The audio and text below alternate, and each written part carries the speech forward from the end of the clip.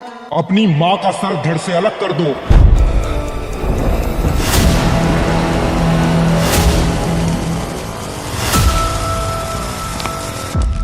एक ऐसा योद्धा जिसे पूरी दुनिया ने भयभीत होकर देखा, जिसने अपनी ही माता का शीश काट दिया, जिसने 21 बार पृथ्वी से क्षत्रियों का संहार किया। वो ब्राह्मण भी था और महायोद्धा भी।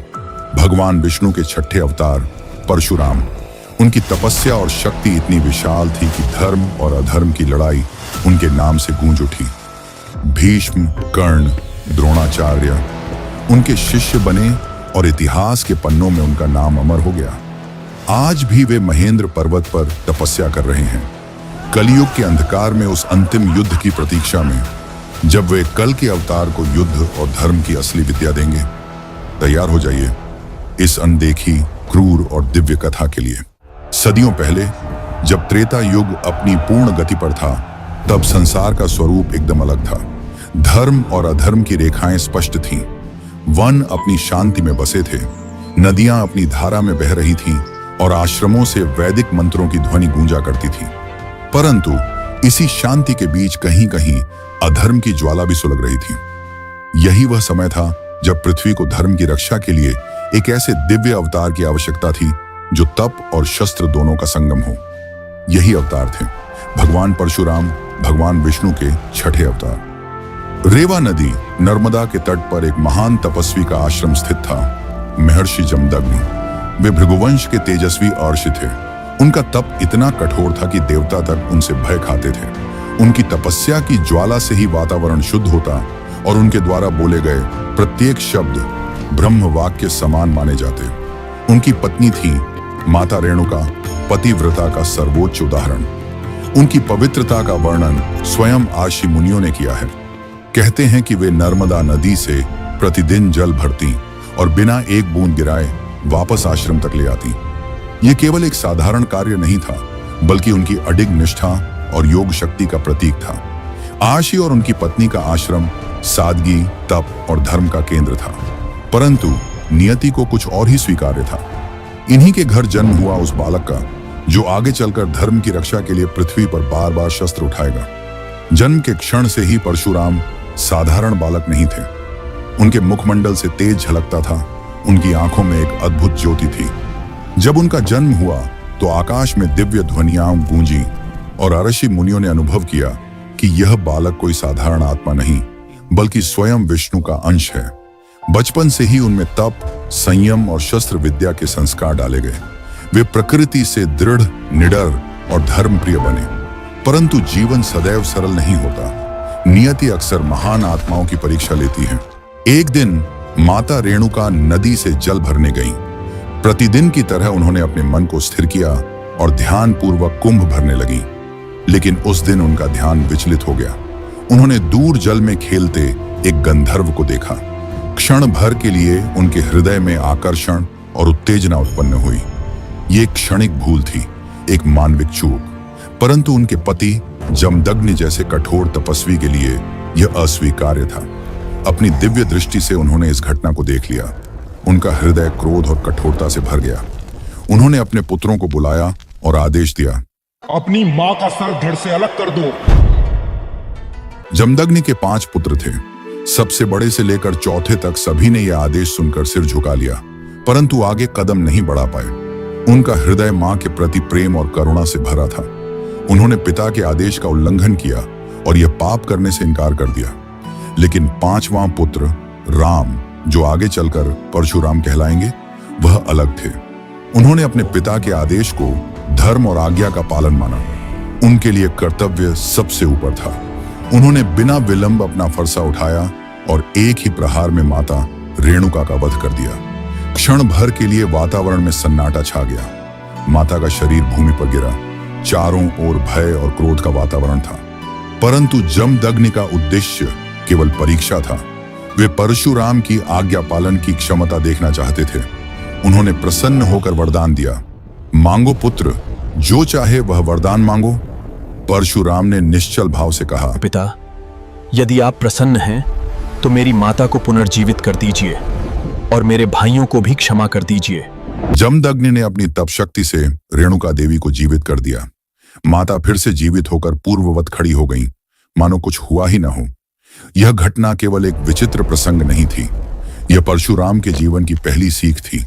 धर्म और कर्तव्य का मार्ग सदैव कठोर होता है। कभी कभी त्याग सबसे बड़ा धर्म बन जाता है।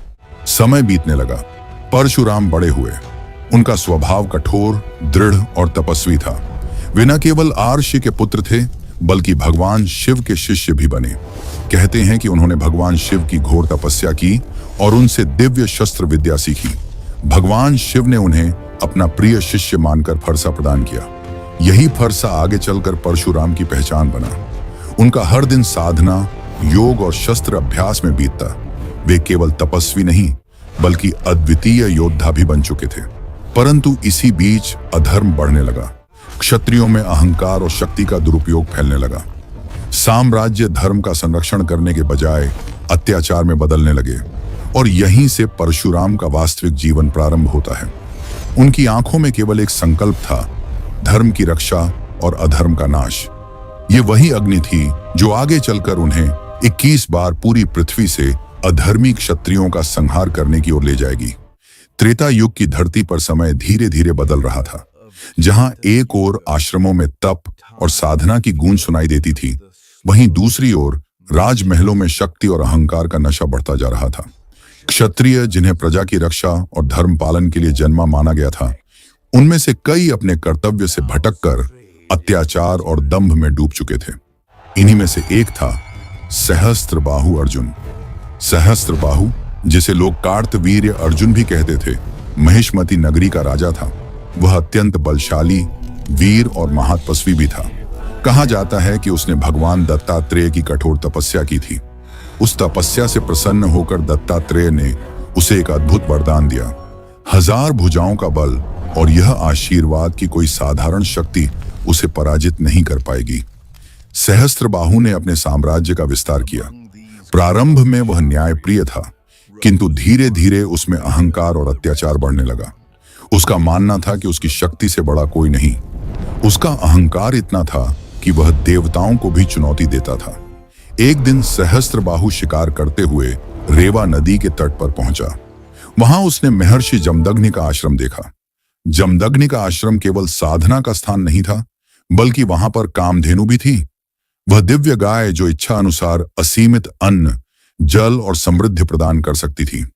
जमदग्नि इस गाय का उपयोग केवल यज्ञ और अतिथियों की सेवा के लिए करते थे। लेकिन सहस्त्रबाहु का लालच जाग उठा। उसने देखा कि यह गाय पूरे साम्राज्य को असीमित भोजन और संपत्ति दे सकती है।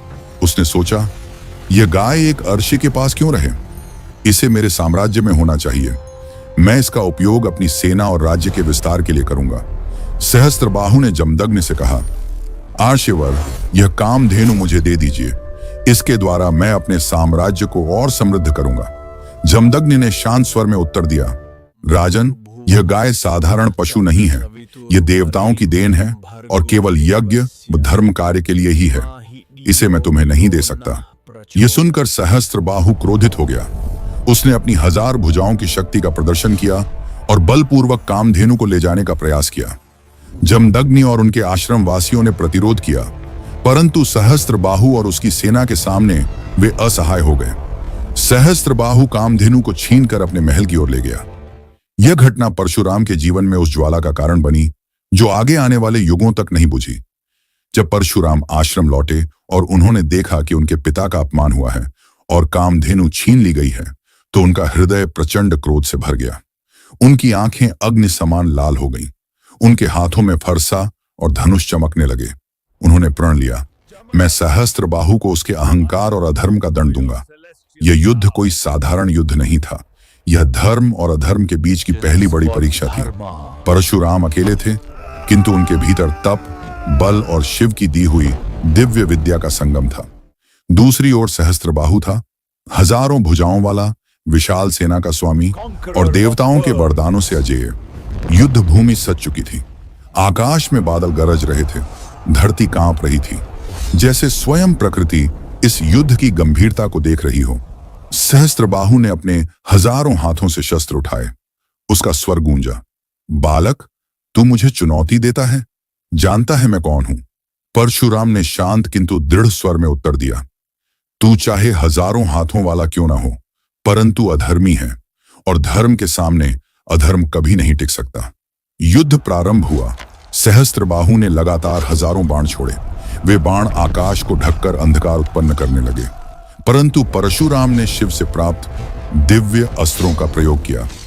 उन्होंने एक ही बाण छोड़ा और वह आकाश में सहस्त्रों बाणों में विभक्त हो गया। वह बाण सहस्त्रबाहु की सेना पर ऐसे बरसा मानो आकाश से अग्नि की वर्षा हो रही हो। सहस्त्रबाहु की विशाल सेना ताश के पत्तों की तरह बिखरने लगी। अब सहस्त्रबाहु स्वयं परशुराम के सामने आया। उसकी 1000 भुजाएं एक साथ शस्त्र उठाए हुए थीं। परशुराम ने अपने फरसे को उठाया और क्रोध से गर्जना की। उनके हर प्रहार से सहस्त्रबाहु की भुजाएं एक एक करके कटने लगी।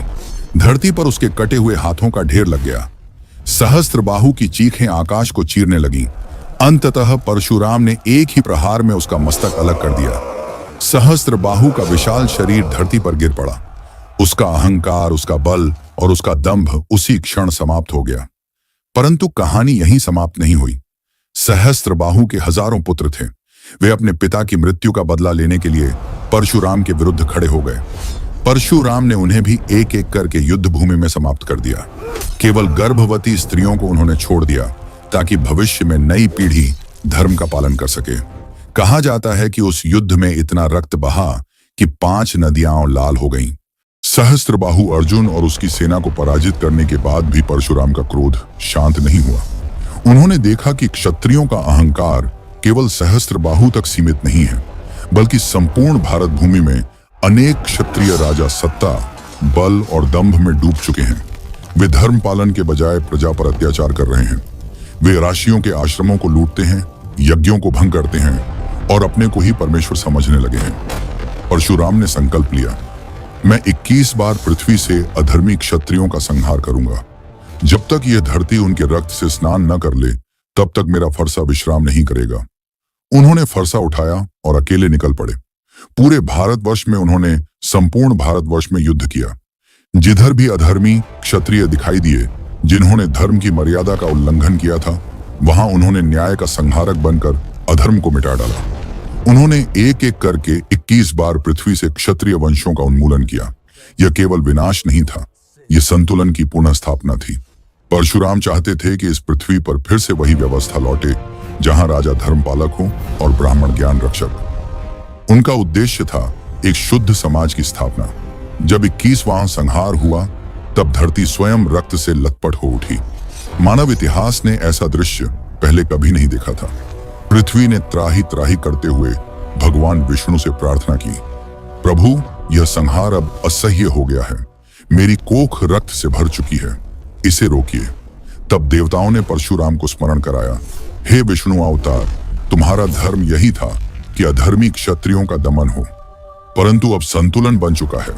अब तुम्हें अपना फरसा रखकर तपस्या करनी होगी। परशुराम ने देवताओं का संदेश सुना। उनके हृदय में शांति आई और उन्होंने अपना फरसा सरिता में प्रवाहित कर दिया। जब भगवान परशुराम ने 21 बार क्षत्रिय कुलों का विनाश कर धर्म और अधर्म की रेखा को पुनः खींच दिया, तब उन्हें एहसास हुआ कि अब उनकी भूमिका पूर्ण हो चुकी है। उन्होंने युद्ध के स्थानों पर 21 महायज्ञ किए। प्रत्येक यज्ञ उसी भूमि पर किया गया जहां अधर्मी क्षत्रियों का रक्त गिरा था। इसके बाद उन्होंने भूमि, धन और सभी अधिकार अपने गुरुकुल के महर्षि कश्यप को दान कर दिए। इसी कारण परशुराम को कई क्षेत्रों में भूमि प्रदाता भी कहा जाता है। कहते हैं, भूमि दान के बाद उन्होंने क्षत्रिय शक्ति से दूरी बनाई और ब्राह्मण धर्म को पुनः स्थिर किया। त्रेता युग के उसी समय जनकपुरी में माता सीता का स्वयंवर रचा गया था। इस स्वयंवर में भगवान शिव का अद्भुत धनुष रखा गया था, पिनाक धनुष।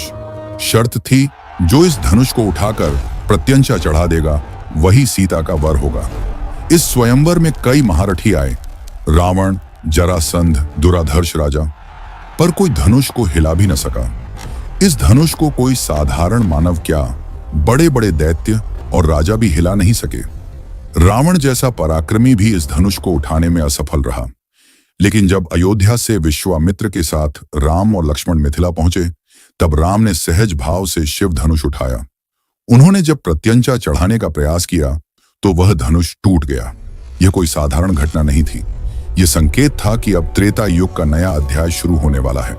शिव धनुष टूटने की गूंज संपूर्ण ब्रह्मांड में फैल गई और यह समाचार पहुंच गया भगवान परशुराम तक। उन्होंने क्रोधित होकर स्वयंवर सभा में प्रवेश किया। उनकी उपस्थिति ही बिजली जैसी थी, तेजस्वी, गगनचुंबी और दिव्य। सभा भयभीत हो गई। सभी राजाओं के चेहरे फीके पड़ गए। परशुराम ने प्रश्न उठाया कि आखिर कौन ऐसा है जिसने महादेव के धनुष को तोड़ने का साहस किया। राम आगे बढ़े और अत्यंत विनम्र भाव से उनके सामने खड़े हुए। राम की विशेषता यही थी, अपार शक्ति के बावजूद विनम्रता और शांति। परशुराम ने तब अपना विजय धनुष आगे बढ़ाया। यह वही धनुष था जो देवताओं ने उन्हें दिया था और जिसे स्वयं भगवान शिव ने भी स्वीकार किया था। इस धनुष को धारण करना किसी के लिए असंभव माना जाता था। राम ने बिना किसी गर्व के उस धनुष को उठाया और प्रत्यंचा चढ़ा दी, और उसी क्षण सभा को यह अनुभव हुआ कि राम कोई साधारण राजकुमार नहीं है। राम के हाथों विजय धनुष साधे जाने के बाद परशुराम को गहरी अनुभूति हुई। उन्होंने पहचाना कि यह वही विष्णु का अवतार है जिसकी रक्षा के लिए उन्होंने वर्षों तक क्षत्रियों का संहार किया था। परशुराम समझ गए कि अब उनके कार्य का अगला चरण पूरा हुआ। अब धर्म की मर्यादा स्थापित करने का दायित्व राम का है। उनका युग धीरे धीरे समाप्त हो रहा है और राम राज्य का युग आने वाला है। उन्होंने अपना अस्त्र शस्त्र राम को समर्पित कर दिया और घोषणा की कि अब वे पुनः तपस्या करेंगे। वे महेंद्रगिरी पर्वत, ओडिशा और सह्याद्री की गुफाओं, महाराष्ट्र कोंकण क्षेत्र में जाकर साधना करने लगे। लोक मान्यताओं के अनुसार आज भी वे इन्हीं पर्वतों और गुफाओं में तपस्या कर रहे हैं। यही कारण है कि उन्हें सप्त चिरंजीवियों में गिना जाता है। लेकिन परशुराम ने केवल तपस्या ही नहीं की, उन्होंने अपना दूसरा बड़ा कार्य शुरू किया, शस्त्र विद्या का प्रचार। उनके प्रथम महान शिष्य बने भीष्म पितामह, जिन्हें धर्म, संयम और त्याग का प्रतीक माना जाता है। उन्होंने अपना शस्त्र और धर्म ज्ञान भगवान परशुराम से पाया था। परशुराम केवल एक योद्धा ही नहीं, बल्कि तप, संयम और धर्म की पराकाष्ठा माने जाते थे। जब भीष्म उनके शिष्य बने तो उन्हें सिर्फ अस्त्र शस्त्र चलाने की कला ही नहीं मिली, बल्कि जीवन जीने की दिशा भी मिली। परशुराम ने उन्हें सिखाया कि शक्ति तभी सार्थक है जब उसका प्रयोग धर्म और न्याय के लिए किया जाए। इन्हीं शिक्षाओं ने भीष्म को वह आधार दिया जिसके कारण उन्होंने आजीवन ब्रह्मचर्य का व्रत लिया और हर परिस्थिति में धर्म का पालन किया। महाभारत में भीष्म की अटूट प्रतिज्ञा और त्याग की शक्ति वस्तुतः परशुराम की ही शिक्षा का परिणाम थी। इसी युग में एक और युवक आया, कर्ण, जिसे महाभारत का सबसे विलक्षण योद्धा कहा जाता है। परशुराम के पास शिक्षा लेने पहुंचे, परंतु उन्होंने अपनी वास्तविक पहचान छिपाकर स्वयं को ब्राह्मण बताया। परशुराम ने उन्हें दिव्य अस्त्रों और अपूर्व युद्ध विद्या का ज्ञान दिया।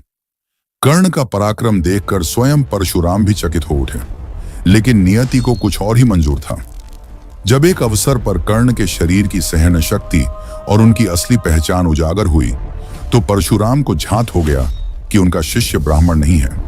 इस छल से आहत होकर उन्होंने कर्ण को श्राप दिया कि महाभारत के युद्ध में जब उसे अपने सबसे शक्तिशाली अस्त्र की आवश्यकता होगी, उसी क्षण वह उसे भूल जाएगा। यह श्राप केवल एक दंड नहीं था, बल्कि उस महायुद्ध की दिशा बदलने वाला निर्णायक क्षण भी था। परशुराम ने कर्ण को वीरता का मार्ग तो दिया, परंतु साथ ही यह चेतावनी भी छोड़ दी कि छल से प्राप्त शक्ति अंततः टिक नहीं सकती। फिर आए द्रोणाचार्य, जो आगे चलकर कुरु और पांडव दोनों ही वंशों के आचार्य बने। उन्होंने भी परशुराम से शिक्षा प्राप्त की। परशुराम ने उन्हें केवल अस्त्रों की कला नहीं सिखाई, बल्कि युद्ध की गहराई को समझाया। उन्होंने बताया कि युद्ध केवल शक्ति का प्रदर्शन नहीं है, बल्कि रणनीति, धैर्य और मानसिक संतुलन की परीक्षा भी है। द्रोणाचार्य ने यह ज्ञान जीवन भर अपने हृदय में रखा और जब समय आया तो यही शिक्षा उन्होंने अपने शिष्यों कौरव और पांडव को दी। इसीलिए महाभारत का प्रत्येक अध्याय, प्रत्येक युद्ध कला कहीं न कहीं परशुराम की ही शिक्षा से प्रभावित दिखाई देता है। परशुराम ने भीष्म, कर्ण और द्रोण जैसे शिष्यों को तैयार किया और उनके माध्यम से धर्म और अधर्म की अंतिम परीक्षा की नींव रखी। आज भी वे महेंद्र पर्वत पर तपस्या में लीन हैं, जहां समय स्थिर है और भीतर एक जागृत अग्नि युगों से सुलग रही है। मान्यता है जब कलयुग अपने चरम पर पहुंचेगा और अधर्म चारों ओर छा जाएगा, तब भगवान विष्णु कल की अवतार के रूप में प्रकट होंगे और परशुराम उन्हें वह समस्त दिव्य अस्त्र विद्या प्रदान करेंगे जो उन्होंने शिव से प्राप्त की थी। वे न केवल एक गुरु होंगे बल्कि धर्म की उस अंतिम लौ की चिंगारी भी जो कलयुग के अंधकार को चीरकर सत्य, शांति और संतुलन की स्थापना करेगी। परशुराम की कथा यहीं थमती नहीं, बस अगली पुकार की प्रतीक्षा करती है। यह कहानी अंत तक देखने के लिए हम आपके आभारी हैं। हमें जरूर बताएं आपको कौन सा हिस्सा सबसे अच्छा लगा और हमारे चैनल को सब्सक्राइब करें ताकि आगे आने वाली ऐसी ही रोचक कहानियां आप तक पहुंचती रहें।